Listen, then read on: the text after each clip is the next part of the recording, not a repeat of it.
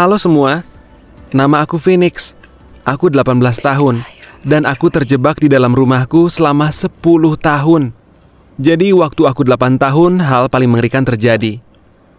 Karena orang tuaku hampir selalu sibuk, keduanya kerja full time dan menyerahkan hidup mereka untuk karir, kami selalu punya seminggu dalam setahun untuk bersama.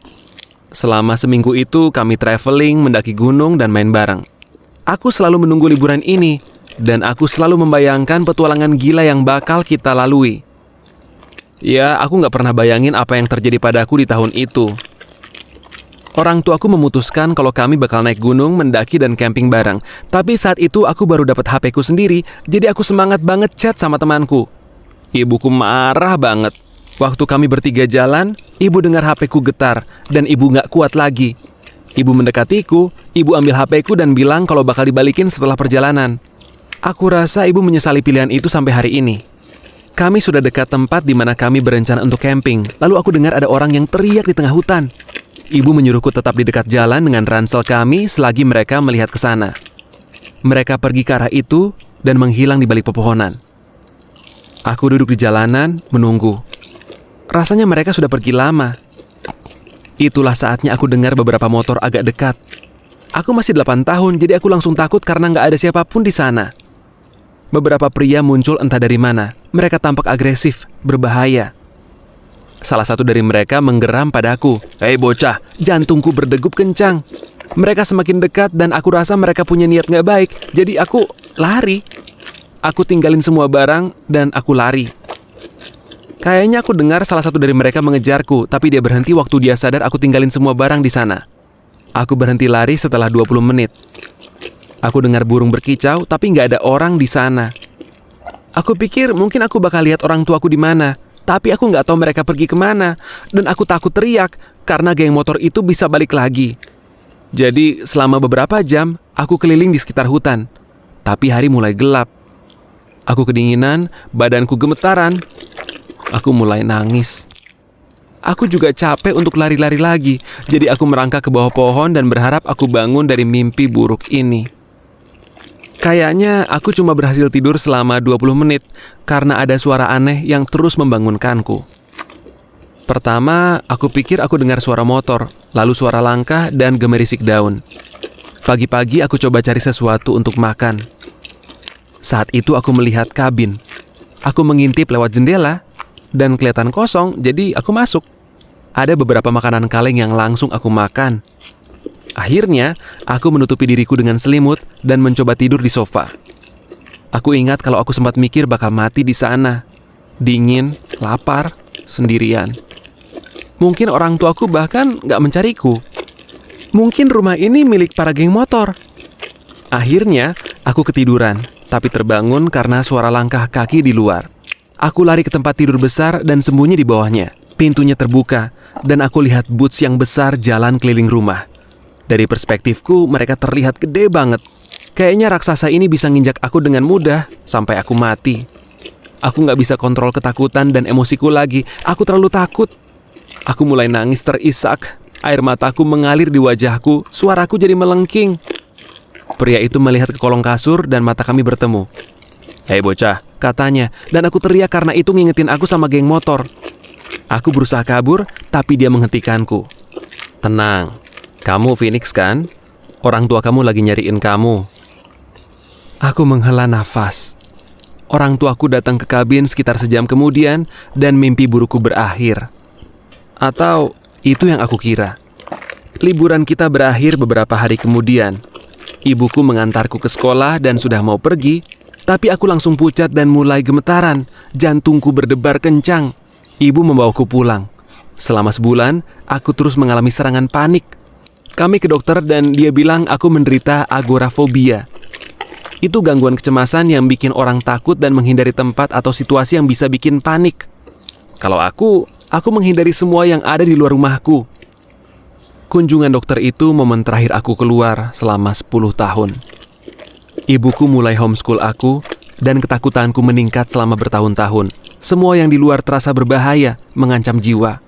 Aku gak ngomong sama siapapun selain orang tuaku. Aku suka lihat orang di luar dan kasih mereka nama dan kekuatan spesial seakan mereka karakter game.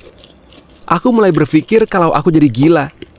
Gak cuman itu, aku menemukan sesuatu yang mengerikan juga di dalam rumahku. Suatu hari, aku lagi bosan banget. Aku udah menyelesaikan PR-ku, dan aku gak tahu mau ngapain, jadi aku lihat-lihat barang orang tuaku. Aku lagi di dalam lemari mereka, dan aku menemukan kotak penuh hal paling gila. Ada foto-foto lama mereka di festival musik, telanjang. Aku syok melihat mereka punya kehidupan gila dan aneh sebelum aku lahir. Tapi habis itu, aku menemukan hal yang mengguncang jiwaku. Ada DVD tua, kayak DVD film dewasa. Aku balik, dan aku lihat foto ayahku di situ. Aku balikin, dan aku gak pernah cerita ke mereka tentang itu. Awalnya aku jijik banget. Tapi tahun demi tahun, kalau aku pikirin, aku jadi iri sama mereka.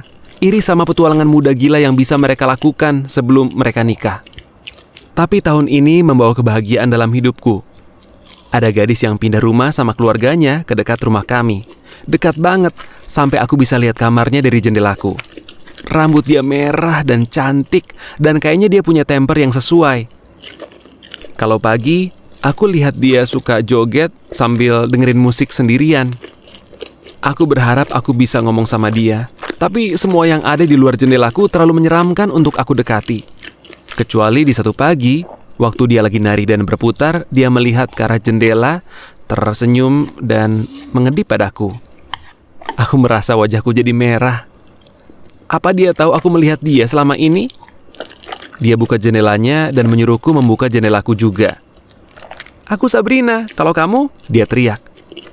Awalnya aku gak percaya dia ngomong sama aku. "Phoenix," jawabku. Kayak nama burung, keren banget. Dia gak serem sama sekali. Setelah seminggu teriak-teriak, kami memutuskan untuk bertemu di balkon. Aku anggap ini kencan pertamaku. Aku bahkan minta ibuku untuk ambilin aku bunga dari halaman kami, dan aku lempar ke balkon Sabrina. Dia tertawa selama 5 menit. Tapi rasanya tawa dia menerangi seluruh dunia bagiku. Tapi yang aku selalu ingat adalah kata-kata terakhir dia di kencan pertama kami. Sabrina berdiri dan teriak, "Pada akhirnya kamu harus keluar rumah untuk ciuman pertama kita, kamu sadar kan?" Lalu dia menghilang ke dalam rumah. Kayaknya hari-hari itu adalah momen yang paling membuka mataku selama 10 tahun terakhir. Dia bikin aku mikir banget. Gak cuma karena aku pingin banget cium dia, tapi aku juga mau hidup. Aku mau pergi traveling lagi. Aku gak mau takut lagi. Jadi akhir pekan selanjutnya, aku berhasil keluar dari rumahku. Kamu gak akan percaya betapa susahnya itu. Setiap melangkah aku merasa tangan dan kakiku gemetaran. Waktu aku sampai pintu dia, aku udah keringetan kayak babi dan jantungku kayak mau keluar. Aku berhasil memencet bel, lalu aku dengar suara motor yang dekat. Aku pusing. Apa itu semua di kepalaku? Apa itu flashback? Pintu garasi dia terbuka dan aku lihat sebuah sosok duduk di atas motor. Aku pingsan. Waktu aku buka mataku lagi, dia berdiri di atasku sambil megang helm. Aku gak percaya aku takut sama pacarku sendiri. "Lihat kan, ini kenapa aku gak mau kasih tahu kamu cara bepergian yang aku sukai." Sabrina tertawa. Dia berlutut untuk mendekatiku, lalu dia menciumku. Tapi lihat, aku gak semengerikan itu. Dia tersenyum dan aku tertawa, mungkin untuk pertama kali selama 10 tahun. Kalau boleh jujur, aku masih belum pernah bepergian, tapi aku mengarah ke sana. Dan Sabrina berhasil membuatku duduk di motor dan jalan di dekat rumah kami. Dan rasanya aku seperti memegang kontrol. Aku berani. Lagi pula, aku Phoenix. Jadi, aku harus bisa bangkit dari abu dan memulai hidupku lagi.